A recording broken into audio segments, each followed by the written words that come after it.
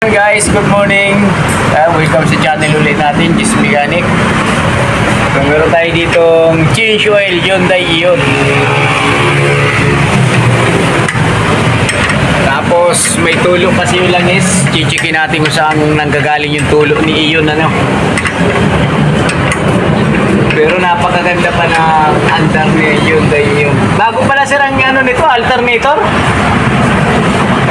Sir, bago pa lang alternator mo? Oo, bago. Bakit? Nalubat na? Nasira? Ay, nagpalya-palya na eh. Ayun lang, palyan yung Ibig sabihin, hindi siya nare-repair? Hindi pa dito ka, dala-dala ko eh. Oo. Nire-repair ba yan? Parang disposable yata to eh. Diyan ba, dala ko eh. Pero ipacheck mo lang din sa nag-alternator. Saan yun? Diyan sa may Gen 3. Siyempre. Ayusin nyo, no? O, ayusin yun. Magkano ang inabot ng alternator nito? Magkano ang bilhin nyo ng alternator? Hindi ko lang mga kasi anak ko yung bumili. Oo. Anak ko yung bumili na. Konti na lang ang langis niya. Kasi nga dahil may tagas. Bago alternator.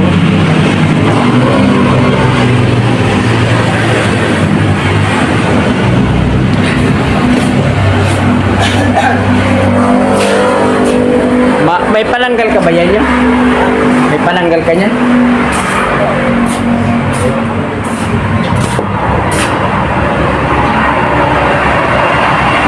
Pakita natin yung leak, no? Kasi karamihan talaga ni Hyundai Ion, dito talaga tumutulo yan. Akala ng karamihan sa mga gasket. Pero ano yan, mga loads.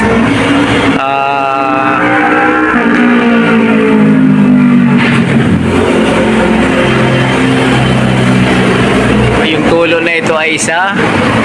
Saan nga yun yung tulo nito? Anong tawag doon? Sensor ng ano? Sa oil. Oil pressure? Pressure. Sensor? Oil pressure. So si Hyundai Ion, tumutulo yung langis mga loads sa oil sending unit kung tawagin. Ayan o, tatanggalin muna yung oil filter para maluwag, no? Para mas nakikita si oil sensor pressure kung tawagin. Maraming tawag yan eh. Oil sending unit. Yan ang akala ng karamihan, para ma-idea kayo, no, mga naka-Ion.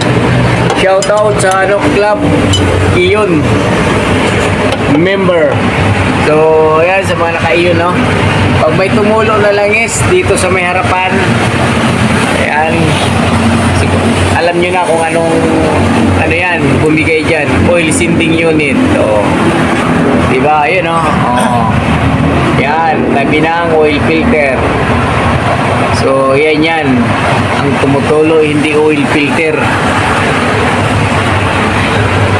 Para meron lang tayong mga ideya sa mga naka-Ion.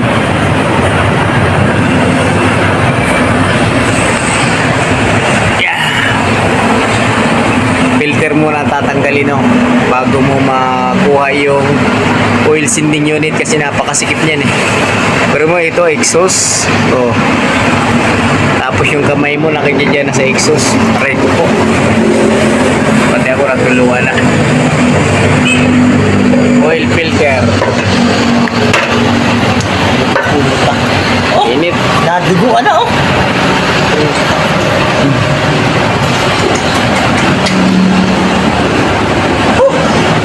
So ito yung filter, Bosch. Hindi sa atin to galing niya. Last change oil. Bosch no? Bosch siya, boss, ang kanyang filter. Hyundai Ion, mga idol. Mga loads.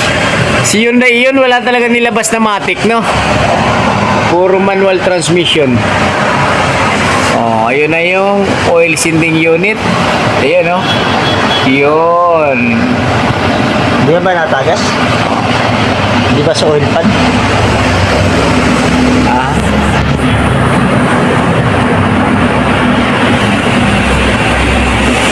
Ito, mamatay sa tango.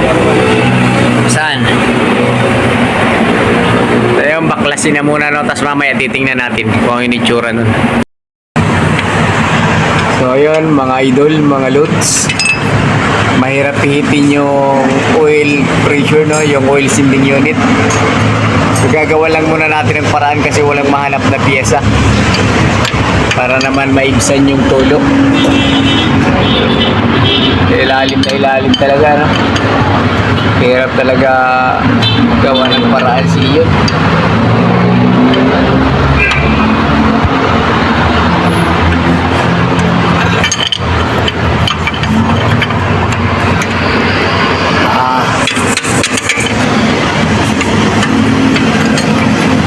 Napakalalim.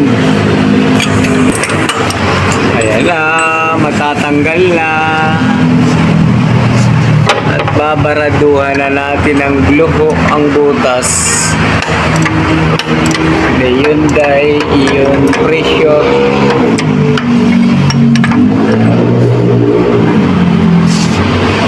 Tigas. So ayan mga ka-Ion, mga loads. Tingnan nyo itong nangyayari dito, ano? Para mayroon kayong ideya kung ano ito patulo sa harapan ng inyong mga iyon. Hindi yan oil seal, ang tawag yan oil sending unit. Noong araw, oil pressure. Yan, sensor.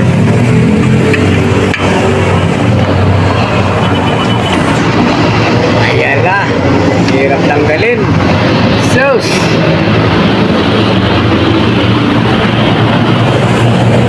Yan niya lalabas eh. Kaya paparaduhan niya sa butas. Yan. Punuin.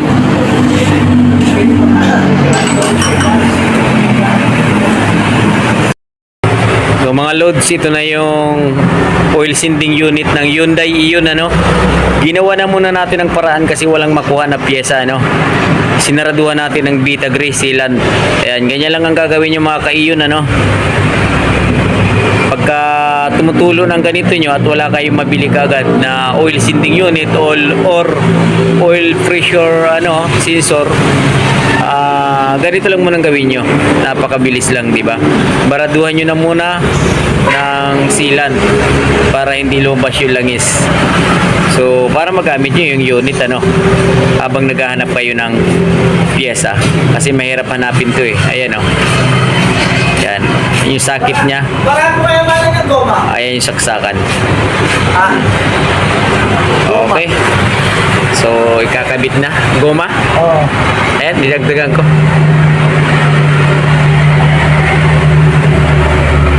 Ayan, dyan lang naman natuloy yan. Adaan eh. Goma? So, mamaya tingnan natin kung may tutulo pa pag naisalpak na to. Hyundai Ion oil pressure sensor or oil sending unit.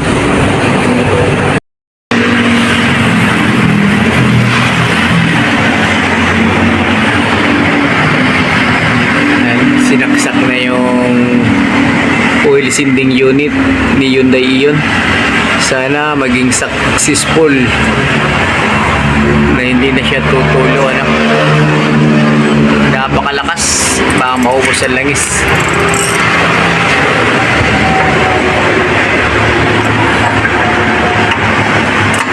Ayan medyo may ganit talaga yan kasi dahil nga sa thread siguro.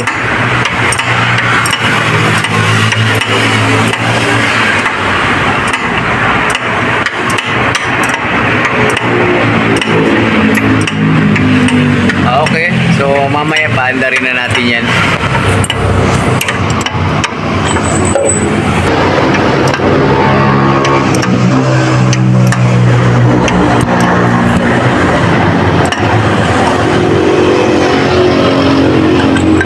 Ayos. Start na lang mamaya. Filter.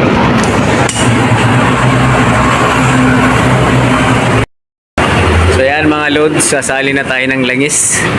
Kasi change oil din to ni Idol ninyo, Ayan, si Idol ninyo.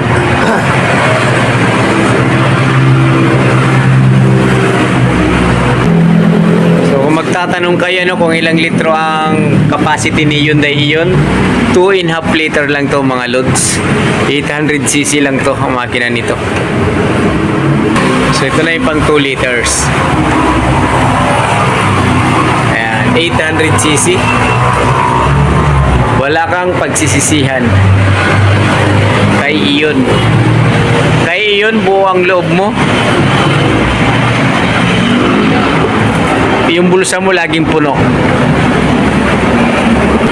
So ayun, nalagyan na ng langis. Paanda rin na natin ng mga ilang minuto. Okay. So start na natin, no? Ito yung loob nga pala ni Hyundai Ion.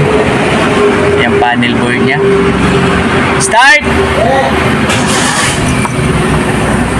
So ngayon mga loads, obserbahan natin kung talagang may tutulo pa doon sa oil sending unit. So ito yung sinasabi ko sa inyo. Ayan, iilaw pa rin siya kasi nga binaraduhan natin yung butas, so hindi siya magpapunction yung langis, no. Ay akala mo walang langis siya, nakailaw. Pero importante, wala siyang tagas, no. Ganun lang yun, para mano lang ng paraan. Pero o-orderan kagad natin yan ng oil sending unit. So okay guys, punta tayo doon sa harapan. Silipin natin kung may leak. Tingnan natin kung maglilik. Labo ah. Oh, meron. Ayan oh. Wala ka, hindi na.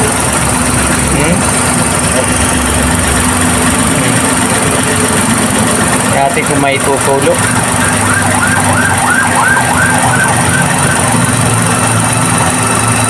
Oil pressure. So sa ngayon wala naman. Meron lang. So okay, gawa lang muna ng paraan Ganun lang muna, dikit-dikit lang muna. Ayos. Pagpasok mo pa lang, alakas na ng langis yung tulo. So ayun guys, mga loads na gawa naman ng paraan nilagyan na lang natin ng Bulkasil yung kanyang oil sensor switch, oil sending unit ng Hyundai Ion. So yun lang. Gano'n lang talaga, habang wala pang pyesa, gano'n lang muna ang gawing paraan para hindi maubos ang langis. Okay mga boss, like and share na lang, follow, subscribe ng YouTube channel ni Jess. Thank you for watching Hyundai Ion.